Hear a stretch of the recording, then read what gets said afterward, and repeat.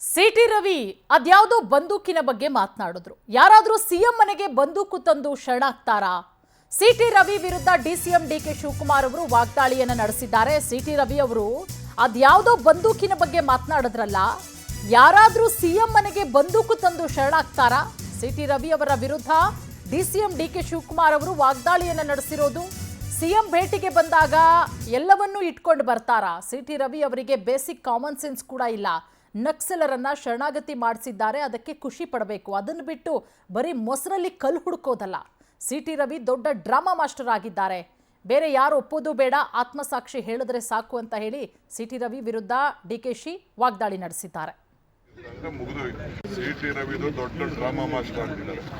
ನಾನು ಒಬ್ಬ national leader, ಅವರು ಬಿಜೆಪಿ ಆಫೀಸ್ ಅಂತ ತಿಳ್ಕೊಂಡಿದ್ದೆ. ಅವರ ಮಾತು ವಿಚಾರ ಎಲ್ಲ ನೋಡಿದ್ರೆ ಅವರು ಈ ಲೆವೆಲ್ಗೆ ಇಳಿತಾರೆ ಅಂತ ನಾನು ತಿಳ್ಕೊಂಡಿದ್ದೆ. ಅರ್ಥ ಆಯ್ತಾ? ಸುಮ್ಮನೆ ಮಾತಾಡಿದ್ದು ಬೇರೆ ಯಾರು ಮಾತಾಡಬೇಕಾಗಿಲ್ಲ. ಕಾನ್ಷಿಯಸ್ ಇದೆಯಲ್ಲ, ಆತ್ಮಸಾಕ್ಷಿ. ಅವ್ರ ಪಾರ್ಟಿ ಲೀಡರ್ಗಳೇ ನನ್ನ ಹತ್ರ 100 ಜನ ಹೇಳಿದ್ದಾರೆ ಮಾತಾಡಬಾರ್ದಾಯ್ತು. ಅಲ್ಲೇ ನಾನು ಮಾತಾಡಿದ್ದು ತಪ್ಪಾಗೋಯ್ತು, ಹತ್ತಾಚೂರದಿಂದ ಮಾತಾಡಿದ್ದೀನಿ, ಕ್ಷಮಣ ಕೇಳಿದ್ದೀನಿ ಅಂತ ಹೇಳಿದೆ. ಕ್ಷಮ ಕೇಳ್ತೀನಿ ಅಂತ ಅಂದರೆ ಮುಗಿದೋಯ್ತು. ಅದು ಬಿಟ್ಬಿಟ್ಟು ಸುಮ್ಮನೆ ಸುಳ್ಳು ಮಾಡ್ಕೊಂಡೋದ್ರೆ ಇದಕ್ಕೆ ಯಾವುದೂ ಕೊನೆ ಇಲ್ಲ. ಅವೆಲ್ಲ ಸುಮ್ಮನೆ ಸುಳ್ಳು ಎಲ್ಲ ಇದೆಯಲ್ಲ. ಅವ್ರ ಹತ್ರ ಏನೇನು ತನಿಖೆ ತಂಡಗಳಿದೆಯಲ್ಲ, ತನಿಖೆ ತಂಡ ಏನು ಬೇಕಾದ್ರೂ ಮಾಡಿಸ್ಕೊಂಡು ಯಾರು ಬೇಡ.